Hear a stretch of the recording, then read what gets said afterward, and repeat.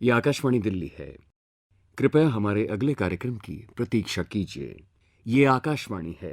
प्रस्तुत है लोकसभा में आज हुए प्रश्नकाल की कार्यवाही की recording. This is Delhi. Please stand by for the next programme. This is Akashvani. We now bring you a recording of today's proceedings in the question hour of the Lok Sabha. माननीय सभासदों, माननीय अध्यक्ष जी,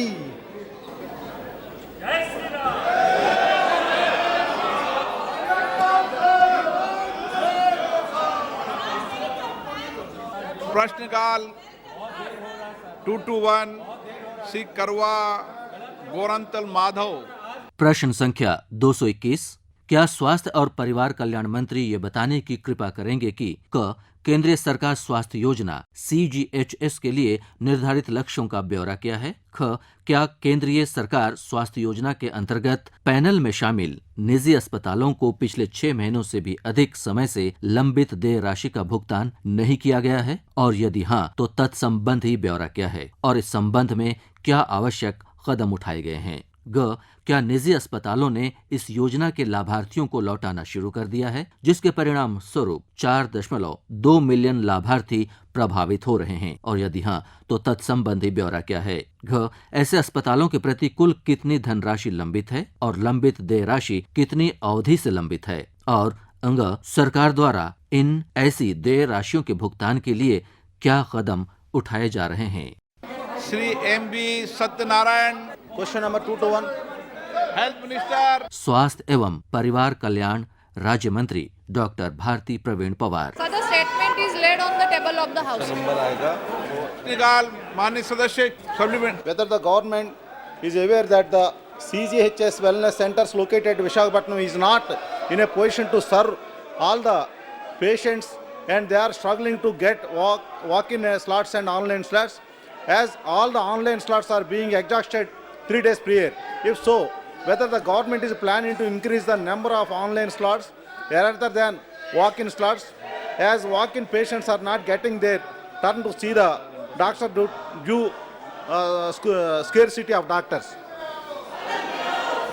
आदरणीय अध्यक्ष महोदय, आपके माध्यम से मैं ये बताना चाहती हूँ कि जो चिंता वाइजैक के बारे में CGHS सेंटर के बारे में पूछी गई है, पहले तो हमने CGHS सेंटर के बेनिफिशरीज को वेबिनार के माध्यम से भी हम उनको ऑर्गेनाइज करते हैं वेबिनार की, ताकि उनको मदद मिले। सर, जो ऑनलाइन की सेंटर की इन्होंने डिमांड की है, तो वाइजैक में 2 सेंटर हैं, WC1, WC2। Sir, WC1 is presently temporarily shut for some days. Because of that, due to that revamp work, sir, the patients are getting online appointments through that another center, WC2. Sir, दूसरा centre से ये सुविधा हो रही है, लेकिन जैसे माननीय सदस्य ने चिंता जताई है कि वो ऑनलाइन फैसिलिटी रिड्यूस हो गई है, तो जो सेंटर दूसरा जो सेंटर उसे मैनेज कर रहा है, सर, वो ऑनलाइन के साथ साथ ऑफलाइन भी सेवा दे रहा है, इसीलिए वो ऑनलाइन का रिड्यूस किया गया है। ये जल्द ही WC1 फंक्शनल होगा और सर, ज़रूर हम CGHS के सभी लाभार्थियों को सेवा देने के लिए हमारा विजन ही है। The goal is our your health is our goal. ये CGHS के माध्यम से हम दे रहे हैं और आज पूरे भारत में ये सेंटर्स की सुविधा बढ़ाई गई है, जो कि 2014 में सिर्फ हमारे सेंटर्स जो थे सर 25 सिटीज़ में थे, ओनली इन 25 सिटीज़, अभी वो बढ़ा के 80 सिटीज़ में हुए हैं। तो लगभग डबल ये CGHS सेंटर्स बढ़ाए हैं सिटीज़ में। और सर, ये सेंटर बढ़ा के एलोपैथी के हो गए हैं 254 से 340। तो मुझे लगता है ये ज़रूर बढ़ा है, तो माननीय सदस्य को भी ये चिंता करने की आवश्यकता नहीं है कि सदस्य को ज़रूर मैं एश्योर्ड करती हूँ कि ऑनलाइन और ऑफलाइन दोनों ही सुविधा पेशेंट को CGHS के माध्यम से मिलेगी। धन्यवाद। Honourable member, please ask supplementary. Enter reasons for exhausting of online slots within a minute at the midnight swoon after the online slots are opened.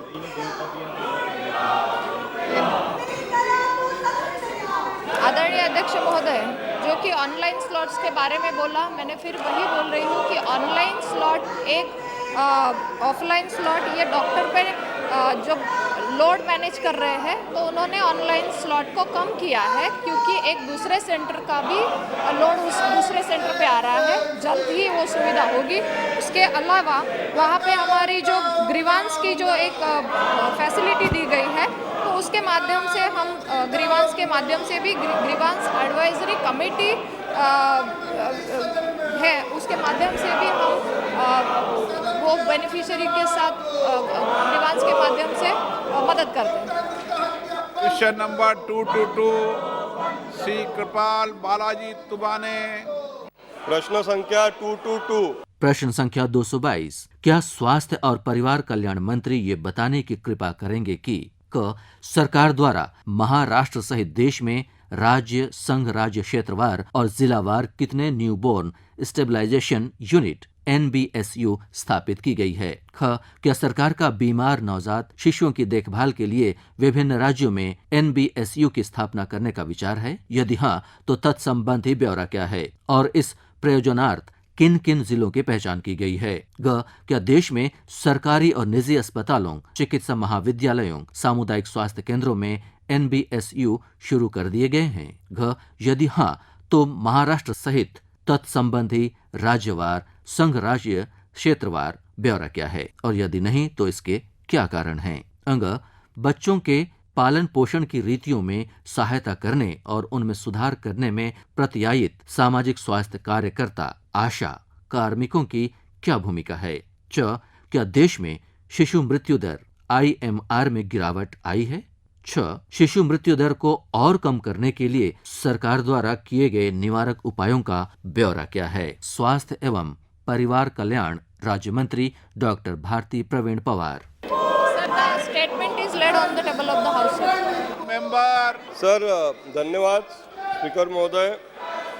Newborn stabilisation unit जो बच्चा पैदा होता है और उसमें जब कोई प्रॉब्लम्स दिखाई देते हैं स्वास्थ्य, तो बड़े मुश्किल से वो बच्चों को बचाने के लिए इस यूनिट का उपयोग होता है। और हम देख रहे हैं कि देश में इस यूनिट की संख्या जो है वो संख्या थोड़ा कम है, ऐसा मुझे लगता है। जैसा जवाब में माननीय मंत्री जी ने बताया है कि महाराष्ट्र में, पूरे महाराष्ट्र में 199 मीन्स 199 यूनिट्स है। तो मुझे ऐसा लगता है कि आदिवासी एरिया में इसका बहुत ज़्यादा हमारे छोटे बच्चों को सामना करना पड़ता है। तो ये संख्या स्पेशली ट्राइबल एरिया में बढ़ना चाहिए। लेकिन मेरा एक सवाल है कि बच्चों के लिए इम्यूनाइजेशन में क्या व्यवस्था सरकार द्वारा की गई है और क्या व्यवस्था की जाने वाली है? धन्यवाद। आदरणीय अध्यक्ष महोदय, माननीय सदस्य तुमाने जी ने बहुत ही अच्छा सवाल उठाया है कि बच्चों के बारे में, और जो बच्चे खास करके ट्राइबल एरिया में आते हैं उनके लिए क्या सरकार व्यवस्था कर रही है, और इम्यूनाइजेशन पर खास करके माननीय सांसद महोदय ने सवाल दिया है। आपके माध्यम से मैं यह अवगत कराना चाहती हूँ कि आदरणीय प्रधानमंत्री जी के नेतृत्व में हमारी सरकार बहुत ही अच्छे से इम्यूनाइजेशन पे फोकस कर रही है। अगर इम्यूनाइजेशन के बारे में मैं कहूँगी तो वैक्सीनेशन हमारे बच्चों को जो कि लाइफ थ्रेटनिंग डिसीज से बचाने के लिए, जैसे कि ट्यूबरकुलोसिस का वैक्सीन हो, डिप्थेरिया हो, पेटोसिस का हो, पोलियो का हो, tetanus, hepatitis B, measles, rubella, pneumonia और मेनिंजाइटिस के माध्यम से जो डिसीज़ होते हैं उनको रोकने के लिए ये बहुत ही अच्छी इम्यूनाइजेशन की व्यवस्था सरकार ने की है। उसके शेड्यूल भी रहते हैं, PHC लेवल तक उनकी व्यवस्था भी की जाती है। और रोटावायरस वैक्सीनेशन जो कि प्रिवेंशन करता है रोटावायरल डायरिया से, वो भी वैक्सीन प्रोवाइड किया जाता है। और उसके साथ ही जो हमारी सरकार की पहल है कि बच्चों को सुरक्षित रखें तो न्यूमोकोकल कॉन्जुगेट वैक्सीन भी इंट्रोड्यूस किया गया है, उसके लिए बजट भी दिया गया है और ये पहली बार हुआ है कि हमारी सरकार ने बच्चों के लिए इस तरीके का वैक्सीन फ्री में अवेलेबल कर दिया है और ये हमारे सब डिस्ट्रिक्ट PSC लेवल तक इसका प्रावधान है कि सभी क्षेत्रों को ये कवर करे। और जैसे आदरणीय सांसद महोदय ने कहा है कि ये संख्या जो है NBSUs की वो कम है सर, लेकिन मैं ये कहूँगी कि जैसे जैसे स्टेट गवर्नमेंट से हमें प्रपोजल्स आते हैं तो प्रपोजल के माध्यम से हम केंद्र सरकार उस डिमांड को पूरा करने के लिए बजट देते हैं। आदरणीय तुबाने जी को मैं यही कहूँगी कि सर इसके साथ आप भी अगर स्टेट गवर्नमेंट से कुछ प्रपोजल्स देते हैं तो ज़रूर महाराष्ट्र के लिए भी केंद्र सरकार ये बजट देने के लिए उस पर विचार करेगी और हमारा एम ही है कि बच्चों के लिए ये सुविधा बने और ख़ास करके ये फैसिलिटी बेस्ड न्यूबॉर्न केयर है जो कि हमारे बच्चों के लिए डिस्ट्रिक्ट मेडिकल कॉलेजेस में वो उपलब्ध होता है। तो मैं आदरणीय सांसद महोदय को आपके माध्यम से ये अनुरोध करती हूँ कि ये प्रपोजल्स जल्द ही दें। श्रीमती भावना गौरी, ऑनरेबल मेंबर सप्लीमेंट्री। धन्यवाद। माननीय मंत्री जी ने बहुत अच्छी तरह से इस प्रश्न का उत्तर हमें दिया है। जैसा कि माननीय मंत्री महोदय ने कहा है कि ये यूनिट की संख्या कम है और काफ़ी जगह पे ये खराब भी हो चुके हैं, तो ऐसे में उनको दूसरे गांव में जाना पड़ता है, दूसरे गांव में उसकी सुविधा लेनी पड़ती है। ऐसे समय में सरकार ने वो न्यूबॉर्न बच्चों के लिए कुछ व्यवस्था करना चाहिए, ऐसा मुझे लगता है। और विशेष करके मैं सवाल पूछना चाहता हूँ, जनजाति क्षेत्र में बच्चों को यदि किसी ऑपरेशन की ज़रूरत हो तो सरकार के द्वारा इसका क्या प्रावधान किया गया है? आदरणीय अध्यक्ष महोदय, मैं धन्यवाद देती हूँ आदरणीय सांसद महोदय का कि जनजाति क्षेत्र की चिंता बताते हुए उन्होंने ये भी मांग की है कि बच्चों की खास करके छोटे बच्चों जो कि 0 से 18 ईयर्स के आते हैं उनके लिए क्या सुविधा रखी है। मैं आपके माध्यम से ये अवगत कराना चाहती हूँ कि जैसे हमारी आशा बहनें हैं, हमारी आशा बहनें इसके लिए होम विजिट्स भी करती है और आशा बहनें आज हमारे पूरे भारत में 10 लाख आशा बहनें काम कर रही है जो कि आइडेंटिफाई करती है, मदद करती है। और उसके साथ ही हमारा राष्ट्रीय बाल स्वास्थ्य कार्यक्रम RBS की स्कीम ऐसा स्कीम है जिसके माध्यम से हम 0 to 18 के बच्चों को स्क्रीनिंग भी करते हैं अलग अलग हेल्थ कंडीशंस के लिए, जो कि लगभग 30-32 हेल्थ कंडीशंस है और जिसके लिए वो हम डिसीज़ हो, कोई डेफिशिएंसी हो, कोई डिफेक्ट हो या डेवलपमेंटल डिले हो, जिसके लिए हम उनको स्क्रीन करते हैं अंडर दिस RBS की स्कीम। और बच्चों की सर्वाइवल के लिए जो जो आवश्यकताएं हैं वो स्क्रीनिंग में सभी स्क्रीनिंग व्यवस्था में होती है। Sir, district early intervention centre जो होते हैं ये डिस्ट्रिक्ट हेल्थ फैसिलिटी लेवल के माध्यम से हम एस्टैब्लिश करते हैं कि जो कंफर्म होते हैं, ये जो DEICs है, ये सेंटर से जो कंफर्म करते हैं और मैनेजमेंट के लिए काम करते हैं। और इस तरीके के अगर बच्चों को आवश्यकता है, अगर ऑपरेशन की, जो माननीय सदस्य ने चिंता जताई है कि अगर ट्राइबल जनजाति क्षेत्र में बच्चों को ऑपरेशन की ज़रूरत होती है सर, तब ये DEIC कमेटी के माध्यम से, ये सेंटर के माध्यम से हम बच्चों को चिन्हित करते हैं और उनकी ऑपरेशन की व्यवस्था भी की जाती है। सर, ये बहुत अच्छी तरह से कुछ जिलों में काम भी हो रहा है और कुछ जगह तो कैंप भी आयोजित किए जाते हैं। माननीय सदस्य को आपके माध्यम से मैं अवगत कराना चाहती हूँ कि आप भी आपके क्षेत्र में एक ऐसा कैंप लगाइए और RBS के माध्यम से बच्चों का स्क्रीनिंग भी हो और उनको ट्रीटमेंट भी मिले। और ये बहुत बड़ी उपलब्धि है सर कि हमारी सरकार ने आदरणीय प्रधानमंत्री जी के नेतृत्व में चलाई गई एक पहल है कि जिसके माध्यम से हम बच्चों को उनकी हेल्थ को लेके हम बहुत ही चिंतित हैं और उनकी सुविधा देने के लिए हम कटिबद्ध हैं। श्रीमती भावना गौली, क्वेश्चन नंबर 2233 नामा नागेश्वर राव। प्रश्न संख्या 223। क्या रसायन और उर्वरक मंत्री ये बताने की कृपा करेंगे कि देश में कृषि क्षेत्र को यूरिया की पर्याप्त मात्रा में आपूर्ति सुनिश्चित करने के लिए सरकार द्वारा उठाए जाने हेतु प्रस्तावित कदमों का ब्यौरा क्या है? देश में वर्ष 2015 में नई यूरिया नीति NUP की घोषणा के बाद अब तक हुई प्रगति का ब्यौरा क्या है? और ग विगत 5 वर्षों के दौरान उर्वरक क्षेत्र को प्रदान की जा रही राज्य सहायता का राज्य, संघ राज्य क्षेत्र एवं वर्षवार ब्यौरा क्या है। थैंक यू स्पीकर साहब। स्पीकर साहब, ये तो एग्रीकल्चर सेक्टर का यूरिया का बारे में हम क्वेश्चन पूछा था और उसमें मंत्री जी ने अपना जो रिप्लाई देने का टाइम में माननीय मेंबर जो question number question number 2 to 3 sir. अध्यक्ष महोदय, जवाब सभा पटल पर रखा गया। सब जो क्वेश्चन का जो आंसर वो जो हम पूछे उसका आंसर जो है ना आंसर हमको नहीं मिला है। हमारा क्वेश्चन ये था, अभी तक जो है ना देश में पूरा रिक्वायरमेंट क्या है यूरिया का, सबसे ज्यादा जो सब्सिडी जो प्रोवाइड कर रहा है वो सब्सिडी जो है state wise UT wise last 5 years का सब्सिडी क्या है बोल के पूछा है, उसका नहीं दे पाया। सिंपली जो है ना एक लमसम फिगर दिया है 2,54,798 का।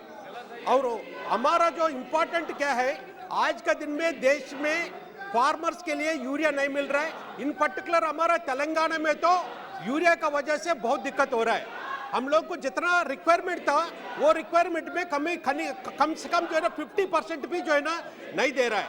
बहुत दफा हम लोग अप्रोच किया है। अभी not only Telangana, entire India का यूरिया को सप्लाई फुल फ्लेज्ड करने के लिए कब तक जो है ना आपका प्रणाली है और आपका जो है अध्यक्ष महोदय, न्यू यूरिया पॉलिसी जो लगाया, न्यू यूरिया पॉलिसी। सब एक मिनट सुन लीजिए मंत्री जी, मंत्री साहब एक मिनट तो सुन लीजिए मंत्री साहब। उर्वरक एवं रसायन राज्य मंत्री श्री भगवंत खुबा। किसानों के ऊपर और खाद के ऊपर राजनीति न करे।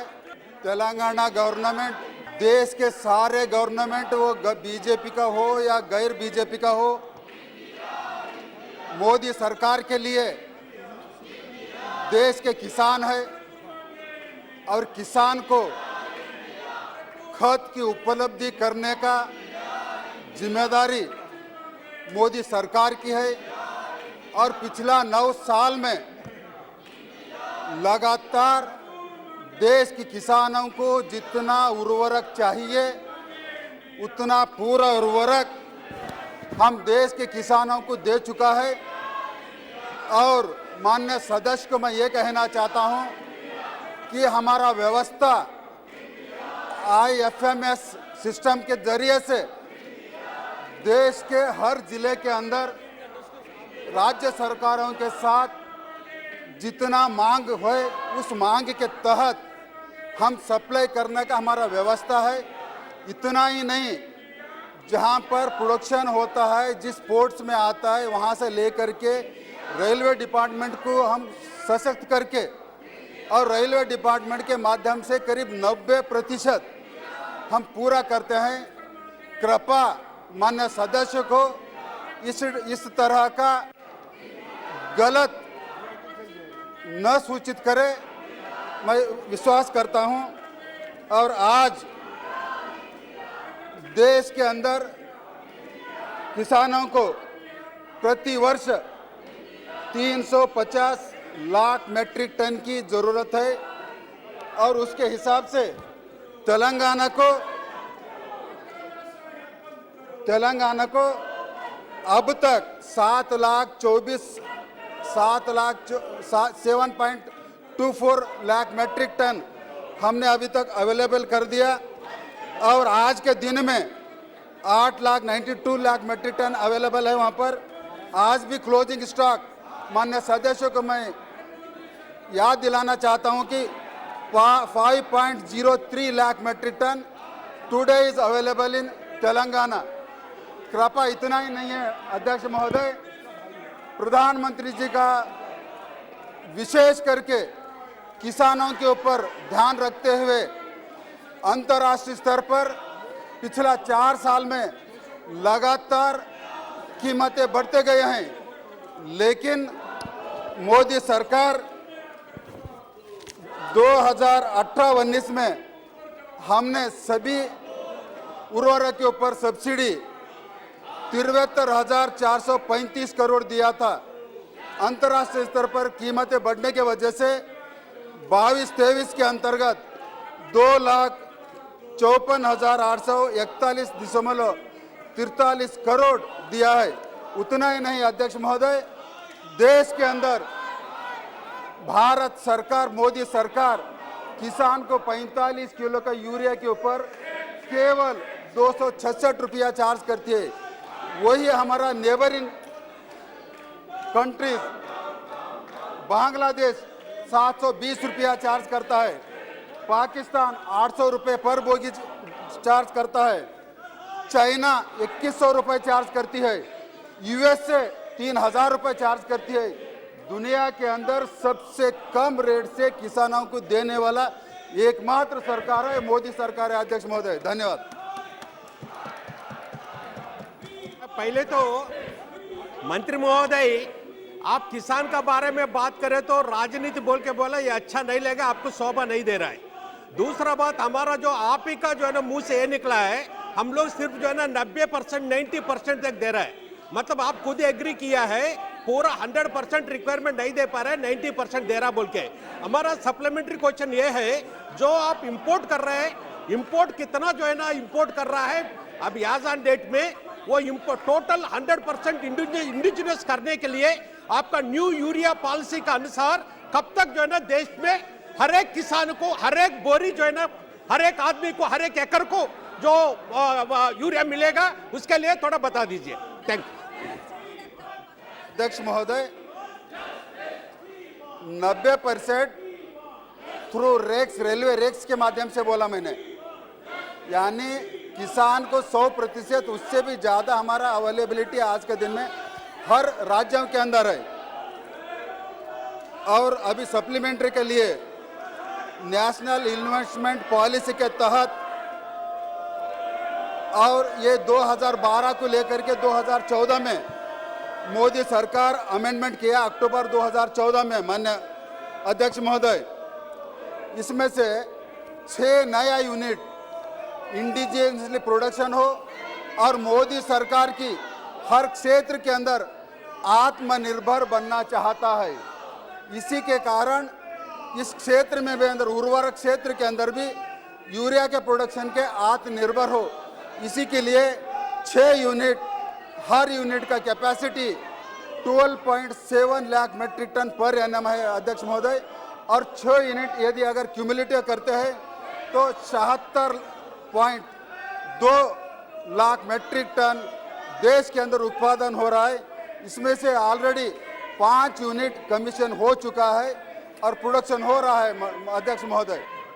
धन्यवाद अध्यक्ष महोदय। माननीय सदस्यगण, प्रश्नकाल महत्वपूर्ण विषय है। स्वास्थ्य किसानों पर चर्चा हो रही है। मेरा आपसे आग्रह है कि प्रश्नकाल को चलने दें और कई महत्वपूर्ण प्रस्तावित विधेयक हैं। आप प्रश्नकाल पर चर्चा नहीं करना चाहते, प्रस्तावित महत्वपूर्ण विधेयकों पर चर्चा नहीं करना चाहते, आप सदन नहीं चलाना चाहते। महत्वपूर्ण विषयों पर चर्चा पर मुद्दा करिए, चर्चा करिए। मैं आपसे आग्रह करूंगा, हर मुद्दे पर आपको पर्याप्त समय, पर्याप्त अवसर मिलेगा। ये देश देख रहा है कि आप सदन नहीं चलाना चाहते। सदन की कार्रवाई आज 12 बजे तक के लिए स्थगित की जाती है। अभी आप लोकसभा में आज हुए प्रश्नकाल की कार्यवाही की रिकॉर्डिंग सुन रहे थे। ये प्रसारण आकाशवाणी के दिल्ली केंद्र से किया गया। You had been listening to a recording of today's proceedings in the question hour of the Lok Sabha. This broadcast came to you from the Delhi station of Akashvani.